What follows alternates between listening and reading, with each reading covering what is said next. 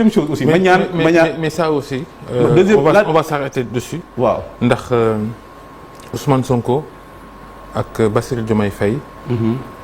bëriwuñ kàddu ci mbiru Casamance. waaw lu tax à ton avis très rapidement. non et puis moi je pense que jarul ñu ciy bëri kàddu parce que li may wax Casamance la guerre est gagnée depuis longtemps maintenant il faut gagner la paix comment c'est pourquoi damay wax souvent. Macky Sall li ngay wax ni c'est des concepts. non des concepts déedéet. La réalité c'est qu'il y a toujours la crise. Il y a rien.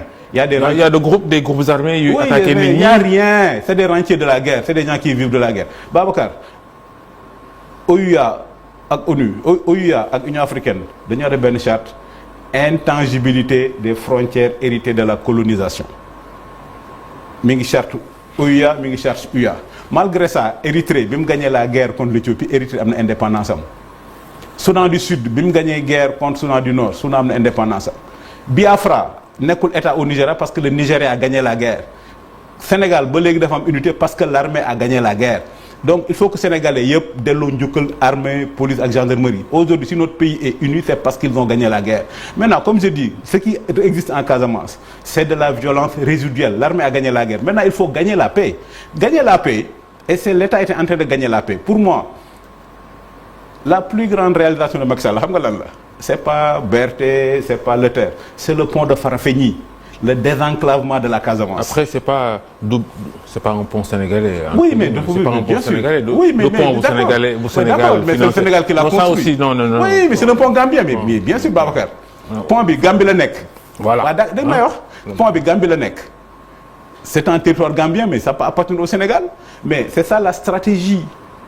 C'est ça la géopolitique pont bi c'est dans l'intérêt du Sénégal léegi Casamance ak Dakar presque 6 heures de temps la comme damay wax plus on désenclave la Casamance plus l'idée de rébellion s'éloigne aujourd'hui il y a 2 avions pour aller à Ziguinchor c'est pourquoi je dis l'armée a gagné la guerre l'État du Sénégal est en train de gagner la paix donc ce qui se passe en Casamance c'est fini et comme on dit en sciences politiques guérilla wala rébellion wala ñuy waxtaan sérieusement rek ñu xam ne militairement ils n'ont plus aucune chance aujourd'hui même les plus radicaux des MFDC savent qu'ils n'ont plus aucune chance et c'est pourquoi négociation période bi la donc ñoom nag li ñu mën a def mooy comment aider le Sénégal à gagner la paix c'est pourquoi affaire soldat bi chaque fois mu am émission balaa may wax dara naa ko rappeler parce que si aujourd'hui notre pays est uni on le doit aux hommes et aux femmes qui pendant 40 ans se sont sacrifiés pour que le Sénégal reste uni beneen affaire yoo xam dama koy def toujours ma am émission ma ñaan encore suñu premier ministre l'histoire des 2 gendarmes qui avait disparu là mu leeral ko parce que diggoon nañu ko que bu ñëwee dina ko leeral na ko leeral xam nga lu tax moom solo Babacar. Fulbert Sambou et Didier Badji voilà loolu. et aussi loolu c'est très important yéen lañ ci doon takkal. waaw d'accord moo tax ma ne na ko leeral xam nga lu tax moom ñu war ko leeral parce que Sénégal dafa nekk la plus vieille démocratie du monde. xanaa da nga ci xam leen loo xam ne xamuñu ko fi est-ce que gënuma ci xam nga lu tax ma koy wax. moi c'est le président xam nga lu tax parce que loolu bu ñu ko leeralul parce que Sénégal dafa am way bu rafet ci àdduna état de droit lañ gis nga Casamance.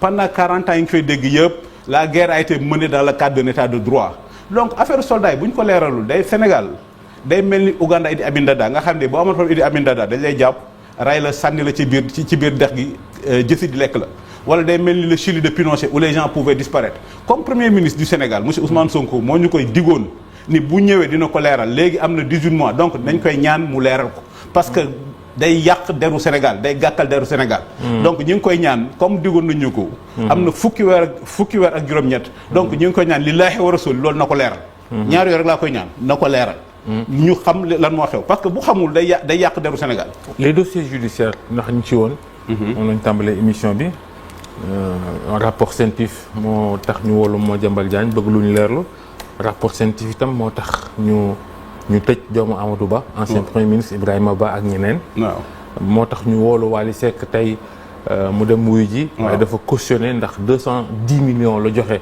ngir ñu bàyyi ko ndax 210 millions yooyu moo yemook oto bu mu jaayoon Amadou Sall ñu ne Amadou Sall ci boppam ñu ngi koy topp waaw transaction nee nañ 5 milliards et tout est-ce que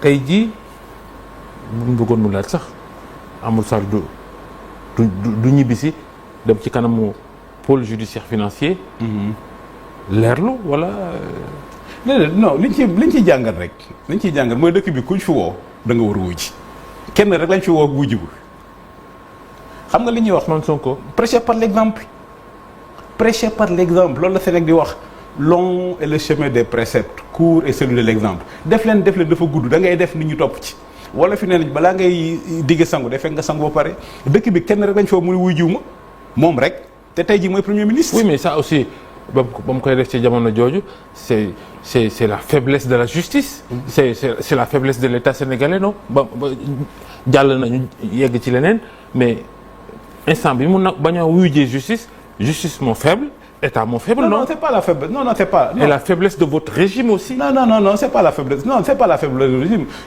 Nous on a toujours pensé que la démocratie affaire gentleman la affaire civilité la c'est pourquoi ñun dañuy wax on prêche par l'exemple bi ñu nekkee dans l'opposition on est dans l'opposition militant mi barricadé ko des jours et des jours. waaw mais et puis à l'époque quand on discutait avec les magistrats et les avocats ils te disaient que il n'était pas obligé de répondre erreur bi nit ñuy def la justice n'a pas été faible il faut pas que Sénégalais fàtte que ngóor si dem nañ këram jëli ko tëj ko ci kaso bi pendant 11 mois ah Idrissa Seck. non ngóor si oui d'accord premier ministre. Faut pas que aussi Sénégalais fàtte loolu la justice n'est pas faible mais la justice est sereine tëj nañ ko jël nañ ko ci këram tëj ko ci kaso bi pendant 11 mois def jubal jubbanti ni ko Sénégal fii kenn du fi jëlee. bon mu matul 11 mois peut-être Diomaye. voilà ne ko fii kenn du fi jëlee pouvoir par la rue fii du Burkina Faso fii du Mali.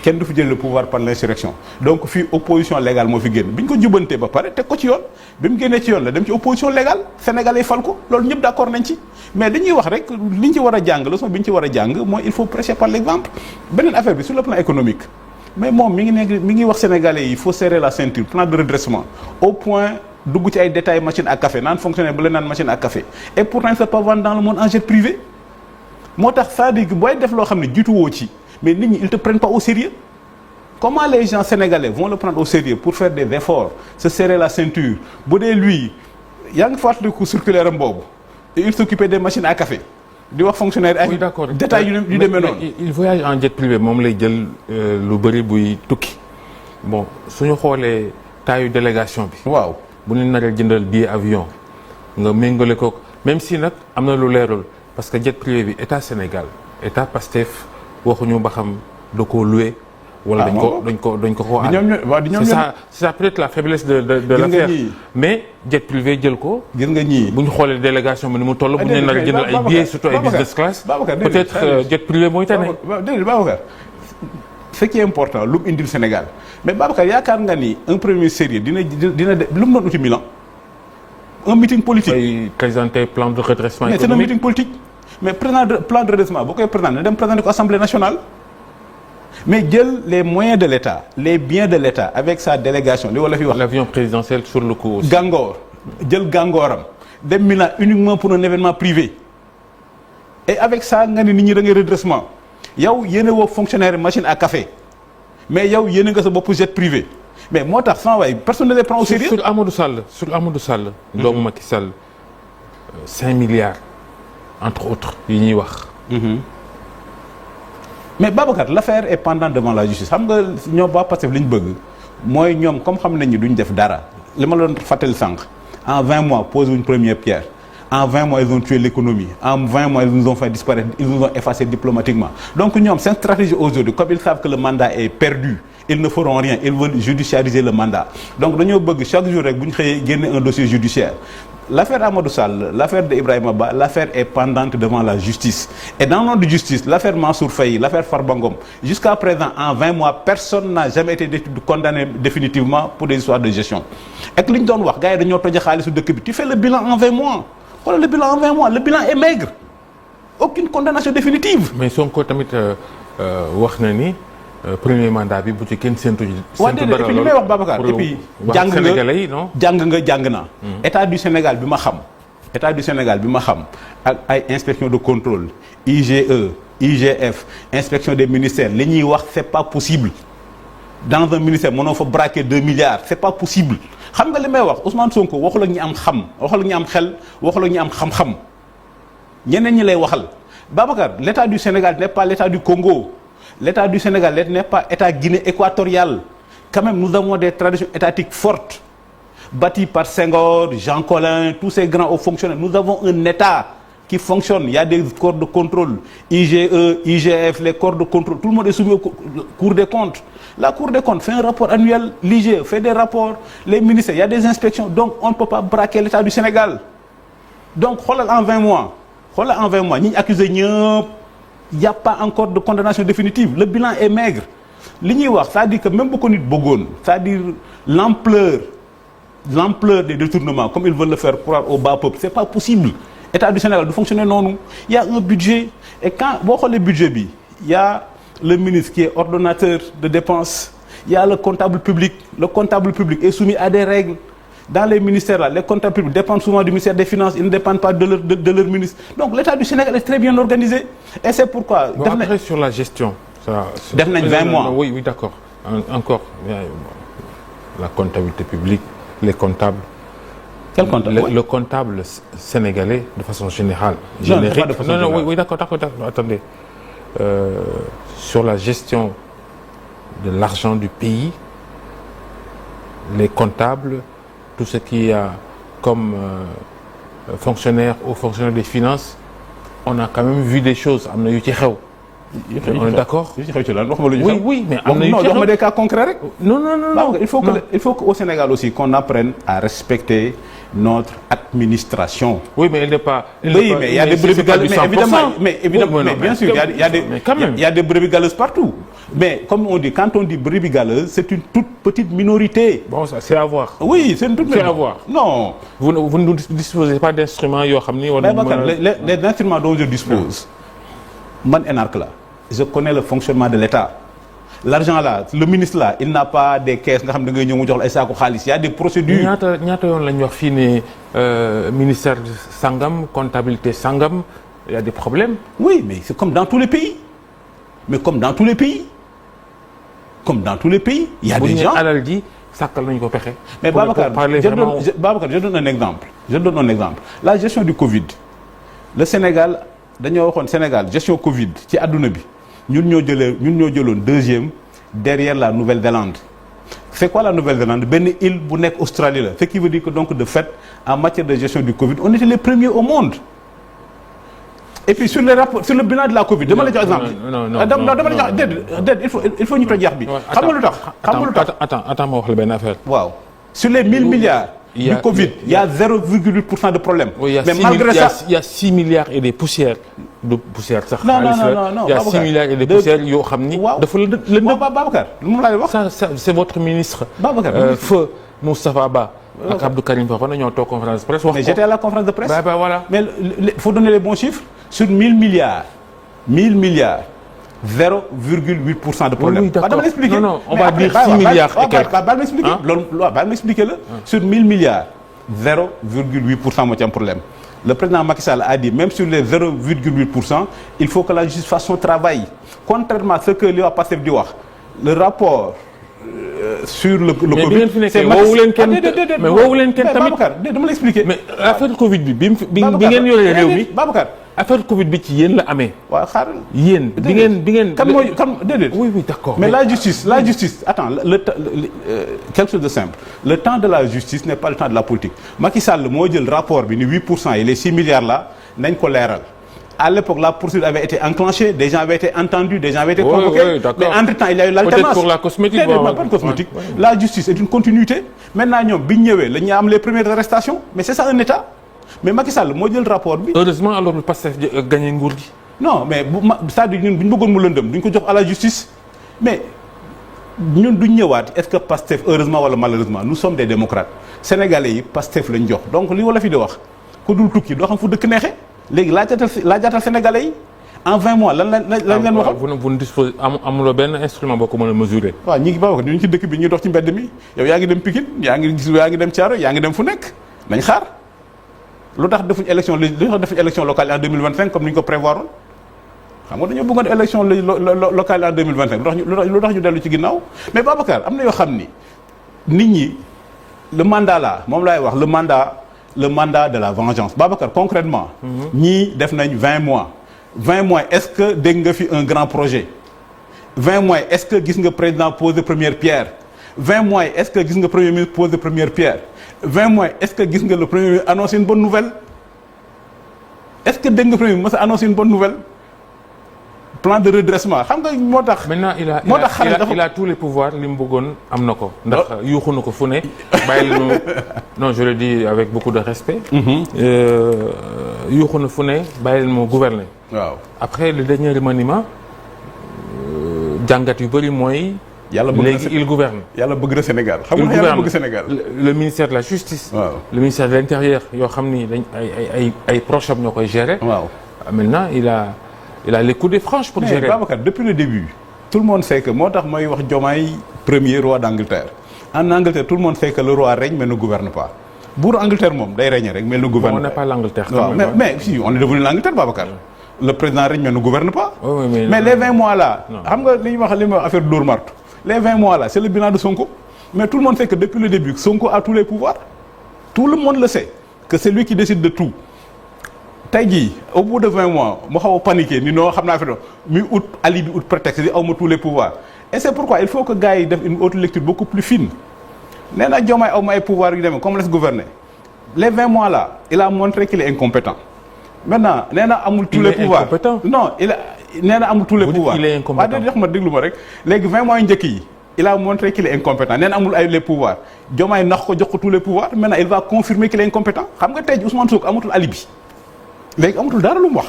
après li ngay wax nii. il va confirmer qu'il est incompétent da nga bëgg a wax ni Diomaye mooy carte boobu quoi moo. mais bien sûr.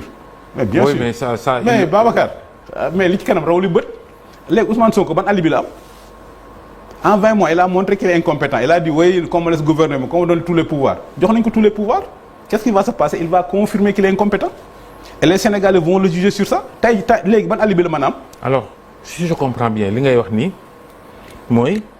Diomaye jox na ko affaire yi. waaw pour qu'il se casse la figure. mais bien sûr xam nga dañuy wax en politique dañuy wax nit homme politique dañ ko jox kàddu pour que mu nëbb li muy xalaat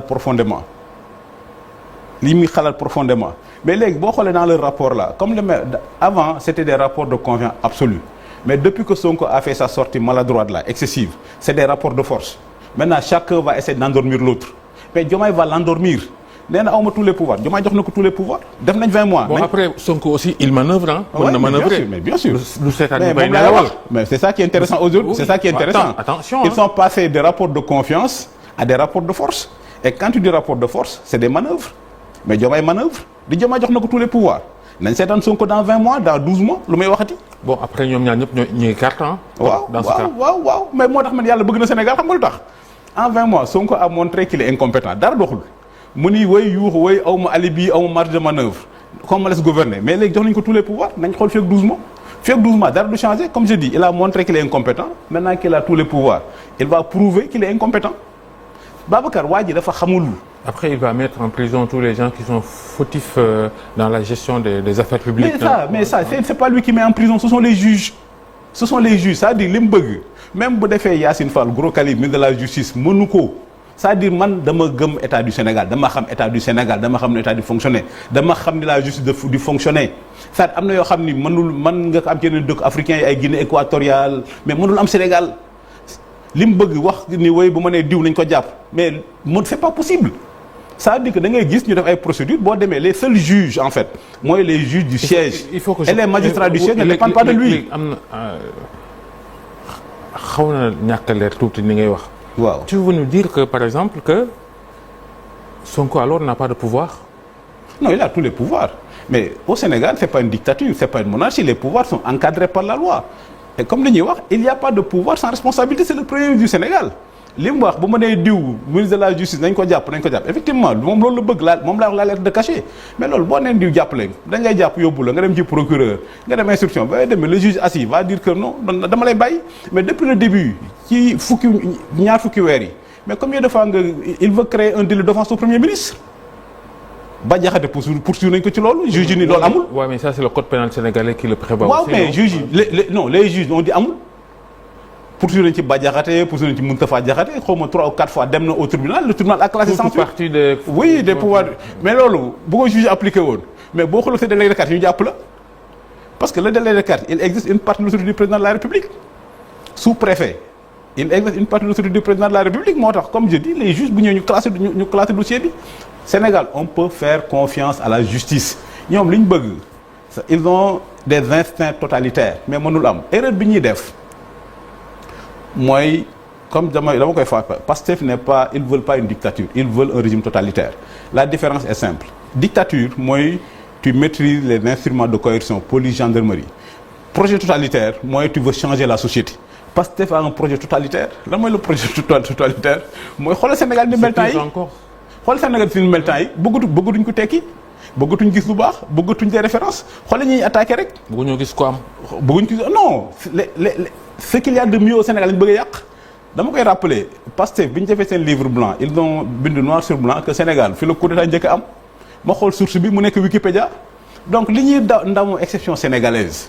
loolu bu doon dëgg la ça veut dire que Sénégal dafa moo Togo ñooy am tey jii xool la ñuy attaqué rek Youssou Ndour c'est une sommité mondiale Youssou Ndour c'est une sommité mondiale Wally Seck c'est une sommité mondiale ça veut dire tout ce qui brille au Sénégal lañ bëgg a fay et malheureusement comme je dis et puis yaakaar ils vont réussir peut-être. non il peut pas réussir non il se trompe de période il se trompe de pays il se trompe de période il se trompe de pays eux ils veulent être comme Ibrahim Traoré. li ñuy def noonu justement. ils veulent être comme d'accord li ñu des noonu justement dëkk yi ñu wër yëpp du Mali au Burkina Faso en passant par la Guinée et le Niger ña fa nekk ay njiit ñu ngi koy réussir non.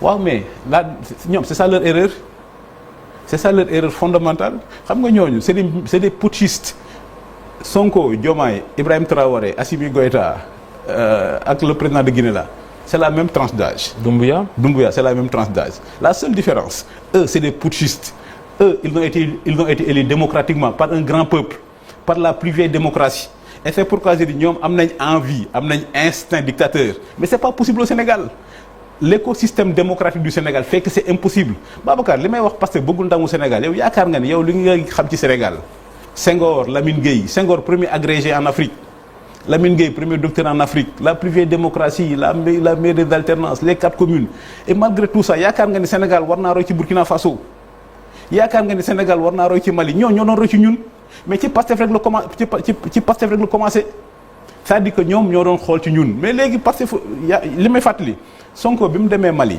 dafa toog Choguel Maïga di xas Sénégal. li Sénégal c'est une démocratie théorique waxul dara parce qu'il était d'accord ana Choguel Maïga aujourd'hui en prison c'est-à-dire que il faut que Sénégal xam gëddëm ñu xam suñu rang. Nous sommes une très vieille démocratie nous avons des institutions solides et comme je dis d'alternance en alternance le Sénégal se construit et va de l'avant ces pays-là de transition en transition ces pays stagnent depuis le début ces pays seen référence mooy Dakar c'est pas par hasard. Oui. Houphouët-Boigny Alassane Ouattara doon wax benn bis que pour être un grand président de Côte d'Ivoire il faut avoir été Dakarois parce qu'il dit on a vécu longtemps ici. Oui non il dit Houphouët a été Dakarois ce qu'il a voulu dire on apprend à Dakar. Le gouverneur de la BCEAO. Oui il dit ce qu'on apprend à Dakar c'est le raffinement le sens du débat le sens du dialogue. L'écosystème. Alors il se dit que ni Pastef am na lu mu bëggut sotteegul. mooy général Moussa Fall ñu woolu ko Antoine Diome ancien ministre de l'intérieur nekk magistrat. ñu sàkkal ko pexe. Est-ce que ça aussi c'est des Sénégalais non est-ce qu'ils peuvent. mais ils peuvent pas xam nga lu tax ñu bëgg def loolu li may wax souvent Pastef regrette que l'insurrection n'est pas réussie. le fait que ñoom ñu jàpp leen tëj leen ci kaso bi def jubal jubanti génn ñu dem élection gañ ñoom bëgguñu loolu ñoom li ñu bëggoon mooy insurrection am que nguur gi daanu ñu mel ni Burkina Faso comme ça ñoom ñu dugg AES ñoom loolu la ñu bëggoon mais alhamdulilah Sénégal on a des institutions Babacar la chance que nous avons c'est que nous avons des institutions nous avons un État les pays de la sous-région ils n'ont pas ça. Oui sur Moussa Fall et Antoine Diome. Mais Moussa Fall je profite de ça pour exprimer ma fierté au général Moussa Fall.